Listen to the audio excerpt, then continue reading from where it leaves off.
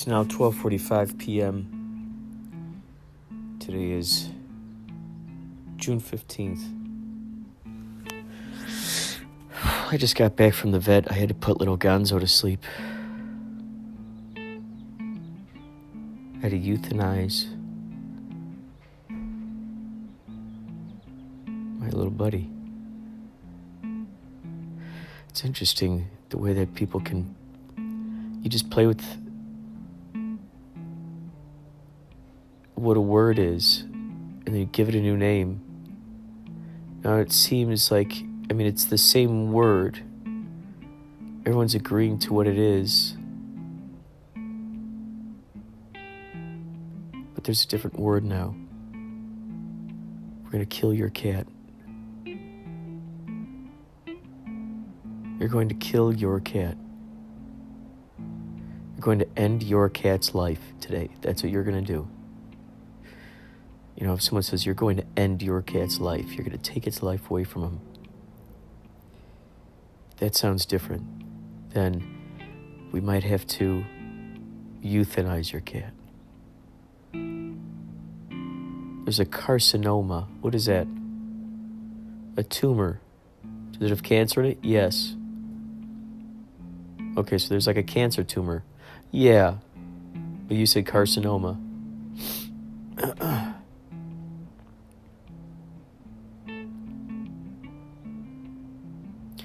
Johnny and I took him in this morning because it was the last day of this. Antibiotics were put in his mouth and he just has not been eating. He's been wobbling. I looked online and they said one of the effects of a cat kind of wobbling around, and this guy has been short of breath too. He was just laying down in the bathtub.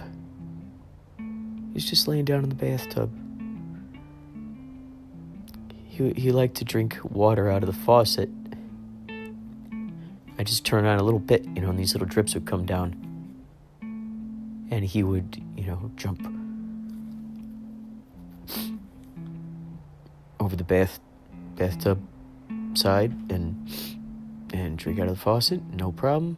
But lately, man, he's had a hard time getting in there, getting out. He hasn't struggled at all with me when I've picked him up. He always hated getting picked up. It's like, getting to the end of that rope where all of those things that you might have been sensitive to, this one other thing takes precedence over that. Was it toothache? Was it a toothache that the poor little guy had that was, just giving him such a headache? He stopped meowing, meowing after a while. His purring became quieter until it got to the point where I could just barely feel a little that like grrr. So we took him in there today to get an x-ray because we figured, let's get an x-ray before we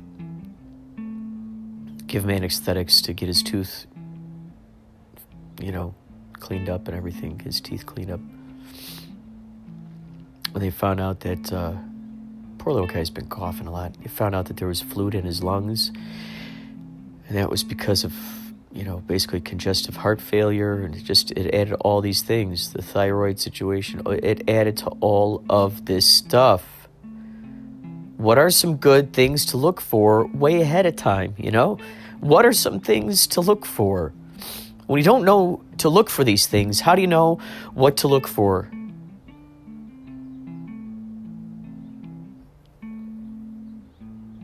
I was looking up what things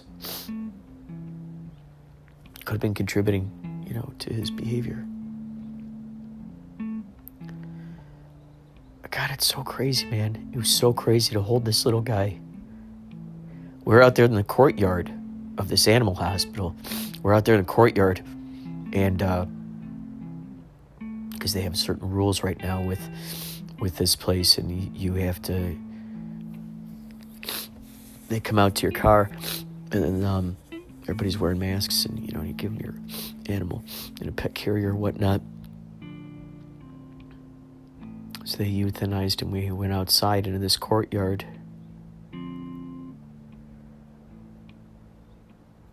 and they brought him out there in this little blanket, and a little guy, little like a little baby Yoda, you know, like little baby Yoda. He's all wrapped up in there, and just so sweet, so sweet. And as I'm holding him, Jenny and I are out there with our masks. And I said, okay, have some time with him, and then call us when you're ready.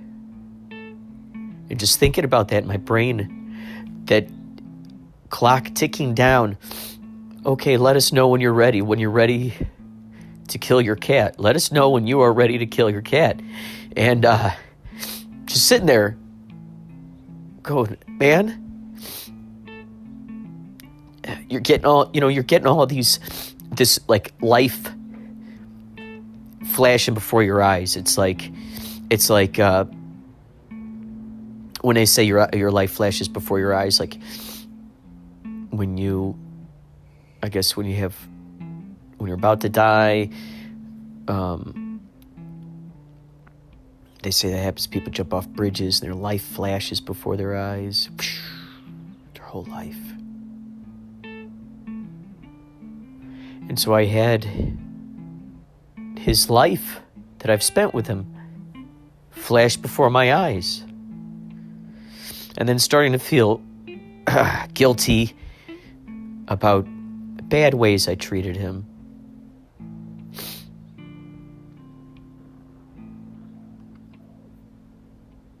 Just mean. Unnecessarily mean. You know, you'd start you take it for granted. Let's say you're hungry and you're in the kitchen and all the cats are surrounding you. You're like, get out of my way. You're like swooping them out of the way with your foot. But then they crash into a water dish and the water dish spills. And then you feel bad about the fact that you got to clean up the water dish. But then you feel equal bad that you probably hurt your little cat's leg because they bang their little shin in the water dish. And then you feel equally as bad because you shoved them out of the way with your leg. And you thought, man, why did I let my hunger and my tiredness and whatnot, headache even, why did I let that take a priority over my love and attention to my cats, my little fur babies? I was thinking about the promises I made to Gonzo. You know, the idea of living somewhere with a field, you know, so he could just run. He could just run. Jumping around in the meadow. I thought too about the idea of having a film studio, just those, you know, hallways, just setting them free. Go, Gonzo, go. And him just running up and down the hallways.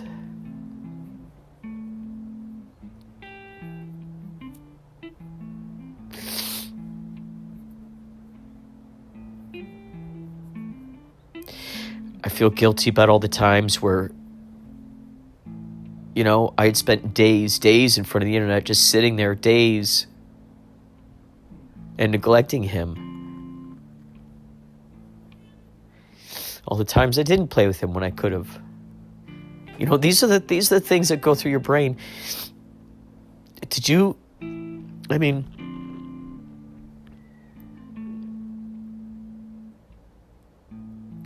We'll have different ages as to when someone,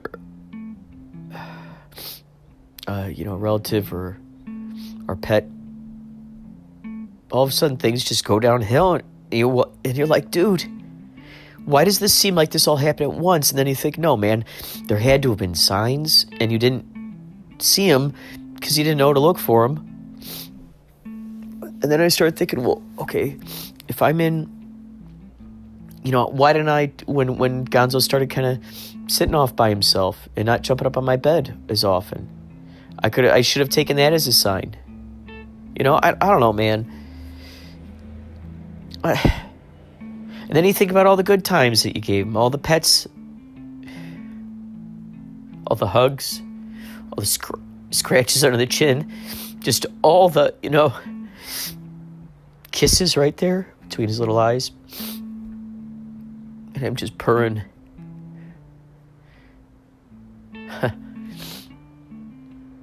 When I used to work at that club, the bus would come later, about an hour later than the club would close, or when I'd get let out, it was about 3 a.m. at night.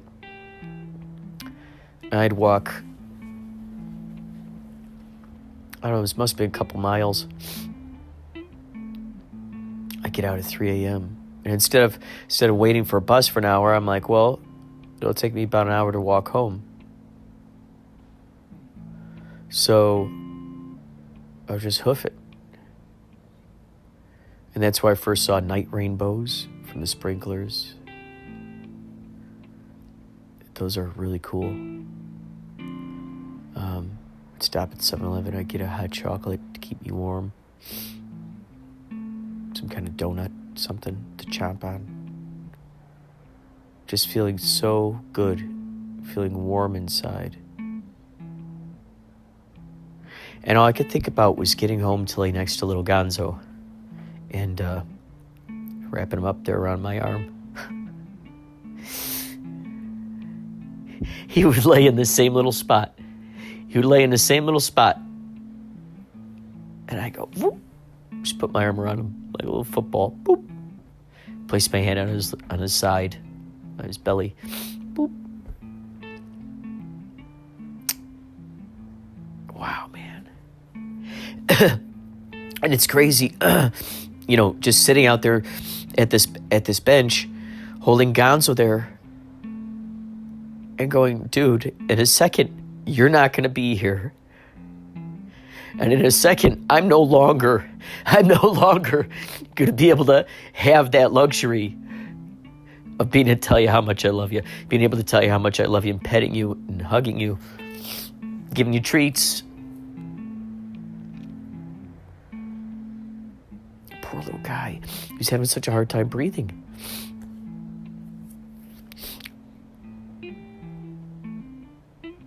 I just had a shower and just cried. And there's nothing you could ever really say that's a perfect thing to a person who's lost a loved one.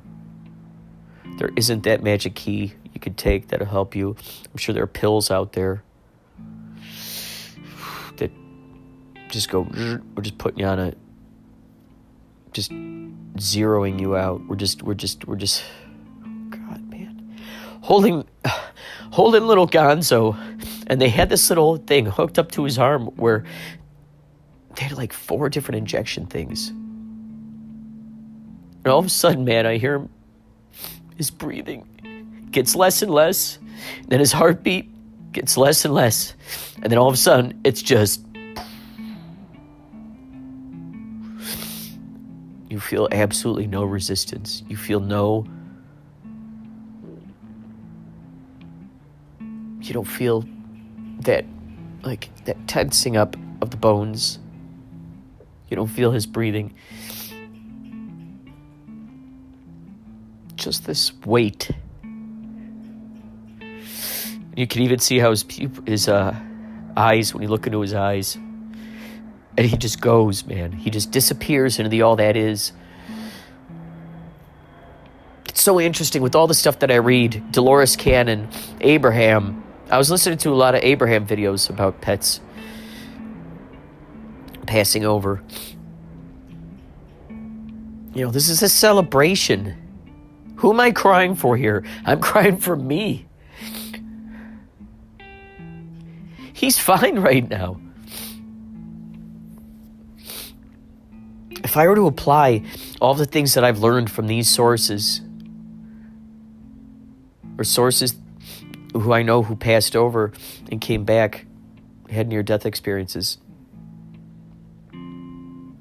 all the stories, the past life regressions Dolores Cannon did in her books, her convoluted universe book series.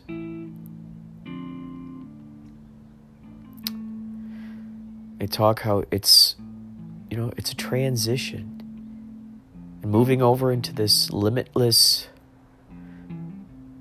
He's coming back. He's probably being born right now is another thing. Who knows what? I don't know what he is. Maybe he's one of these flies that just came into the room. I got the windows open and there are about three flies flying around in their own little configurations. Is one of these little guys Gonzo? I mean, that's the other thing too. It's like past lives, reincarnation. You just wonder, how do I recognize that I knew this person way back when? Because this right now is a past life. Wouldn't that be interesting to be able to have a past life regression in the present tense where,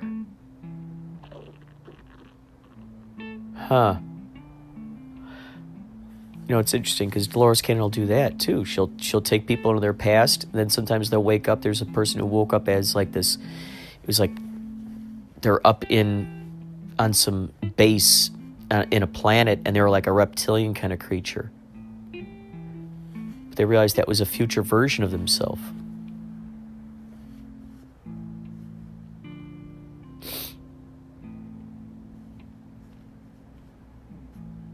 So my future version of myself, who knows what he is, what he's doing right now.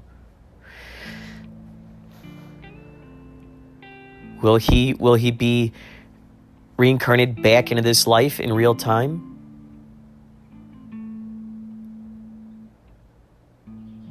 I know time is not, time is just one long now. It's not constrained to whatever social constructs were given it. It's now. Look at that. And then the horn outside goes, "Meow, meow." Did you hear that? It's universe talking. It's serendipity happening.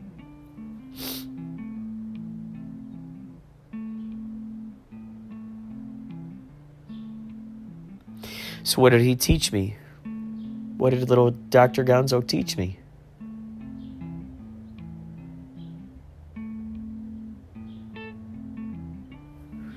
To be curious.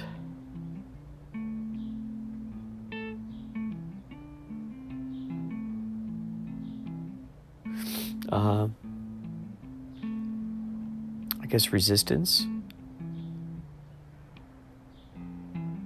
Every time I picked him up, he'd clench up and he'd start swiping at me.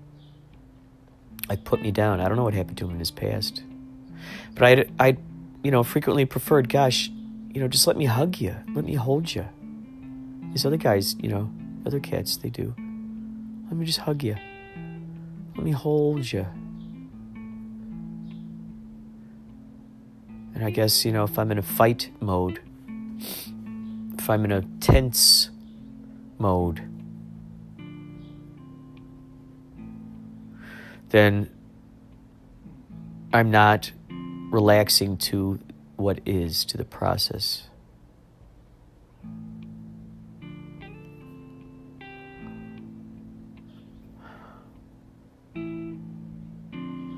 He taught me about kindness, about patience, because look, now I'm looking back and going all the time, thinking about all the times where I was impatient with him.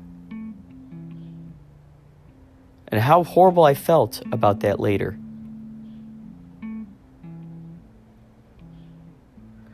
Each person is a case-by-case basis. They may identify or affiliate with groups, identities.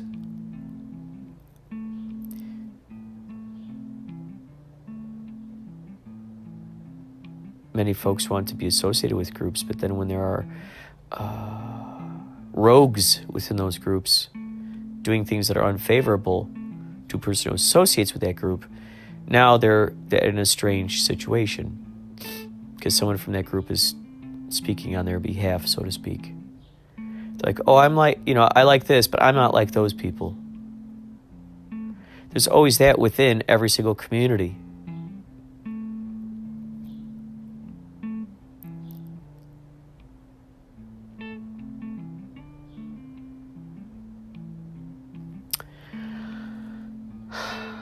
Case-by-case basis. So applying that patience, applying that to every interaction. Take this person as they are. We talked Jenny and I talked on the phone to Andrea Wisniewski. We hadn't talked. She'll call Jenny sometimes.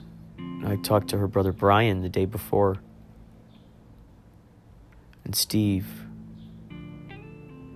Steve tried committing suicide twice, once with pills and once slashing his wrists. And he came to some huge realizations when he was being taken care of there at the hospital by these nurses.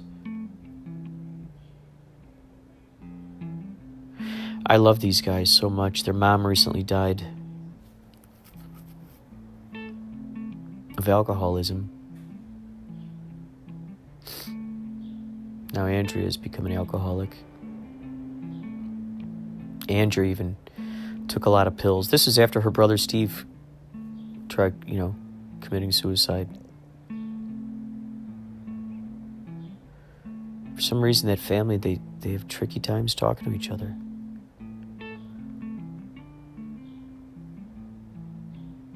I love them. They taught me so much about what is preferable for a tribe. And I couldn't put it in those words back then. It wasn't until I got into improvisation. It wasn't until I went through Columbia College and learned about ensemble. It wasn't until looking back on all that stuff, now, 20 years later, letting all that stuff marinate and then realizing, holy cow. They were teaching me, because we would call each other we called our group the Insomniacs. Sangini Brombat, Steve Zabel, Todd Zielinski, Brian and Steve Wisniewski, twins, Brandon Trapp. Andrea was in there sometimes. That's Brian Steve's sister. She'd sometimes go in there and just kind of see what was going on. Jeff Littner was there with us. Sometimes Jason Carr, once in a while. Andy Smith, once in a while. Jamie Lee Wise, he was a part of the Insomniacs. Jimmy Byron.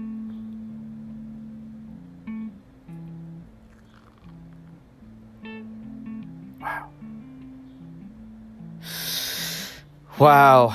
And it feels so good when, we would get together in the garage and we would read each other our poems and short stories, and we'd share them with each other and help each other with where to move it next. Those guys really loved typing on the typewriter. I had I think it was a Smith Corona, but it was like a version of it was an electric typewriter. It was interesting. I could type everything onto this this interesting bit I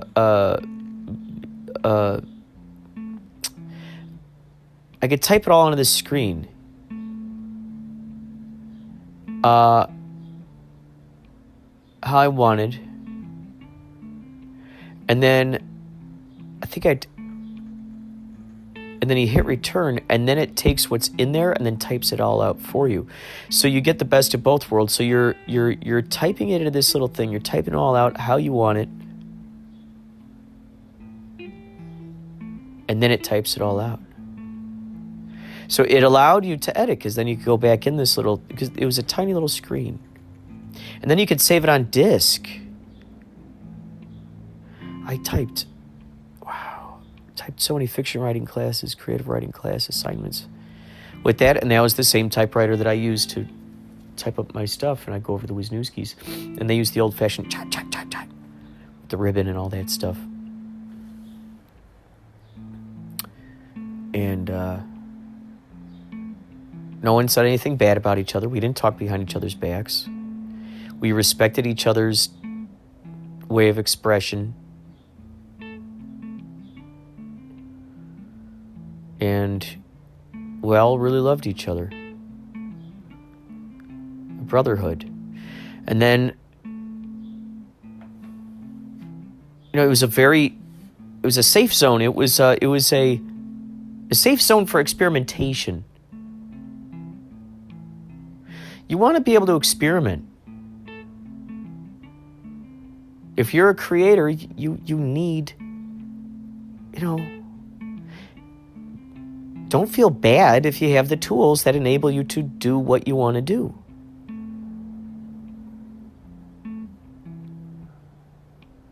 Despite what anyone's saying. If you have the tools to do what you want to do and someone else is jealous, that means that they want to be able to have the tools to do what they want to do. Now, they might like the tools that you're using and prefer those and go, well, I want those tools. It's unfair that you have them and I don't.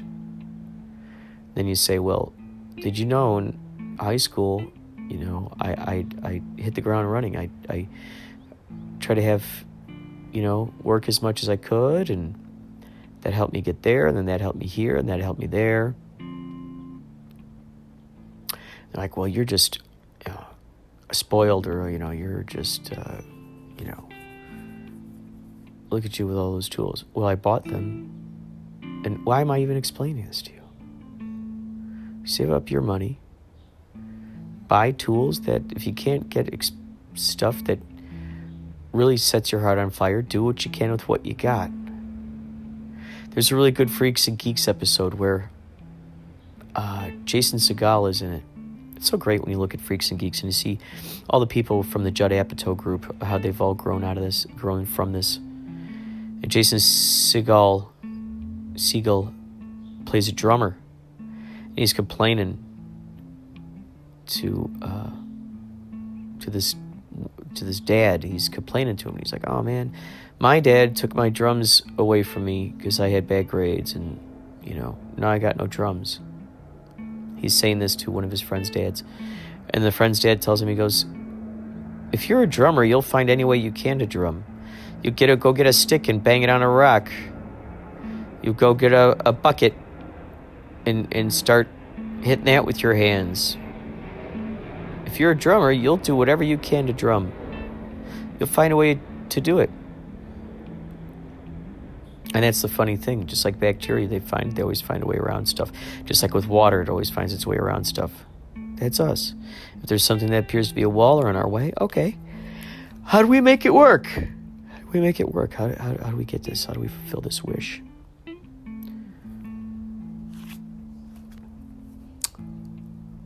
So having the tools to create what you want, having that space, having that solitude, having that ability to experiment and stretch as far as you want, and knowing that you're not going to get judged, you're not going to get critiqued. That's what it was like with the Wisniewskis. Not feeling judged or critiqued. It was like, oh, I can't wait. I can't wait. These guys are going to get such a kick out of this thing. It's going to be so great to share it with them. And that vibe, everyone doesn't have to needle each other all the time. They don't have to keep each other down or compete.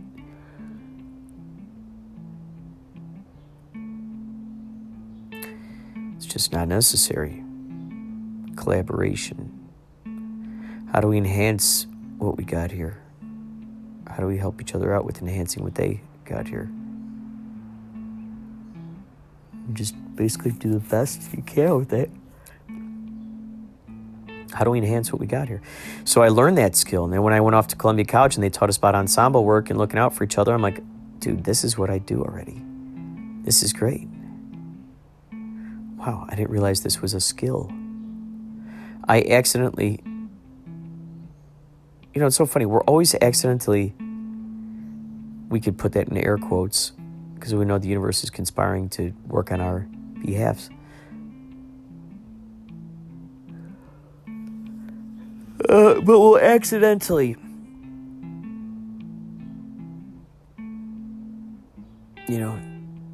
stumble over something. We go, that was a piece of wisdom. That feels good. I need to explore more of that. Maybe the people who are wealthy are the ones, because I think we were talking about this before, geniuses.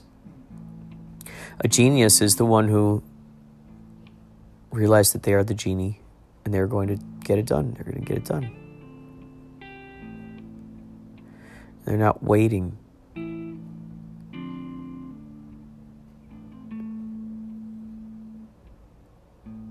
It's just, there's no time to stop and talk or stop and worry and think and overanalyze. There's no time for that. There's just time to enhance what we got here.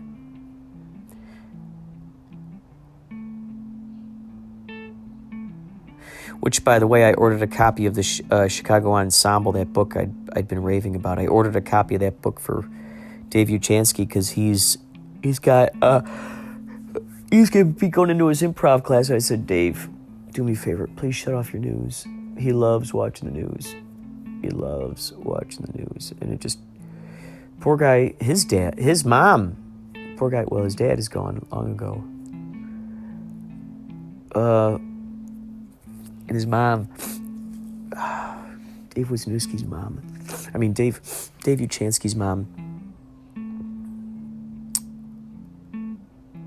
died a few months ago. And because of COVID, he couldn't have a service or anything.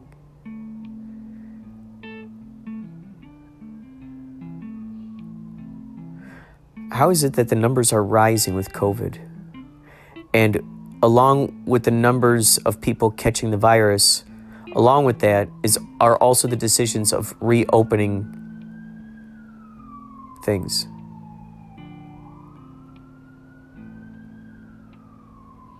Impatience has defeated the enemy.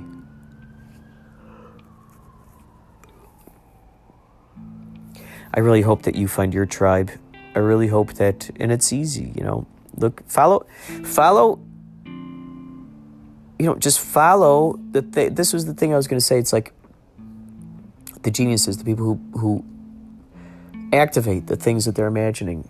Maybe some of the wealthiest people are simply those who took heed of their calling, their calling. Not worrying about manufacturing something, not worrying about trying to copy someone, just, following their calling.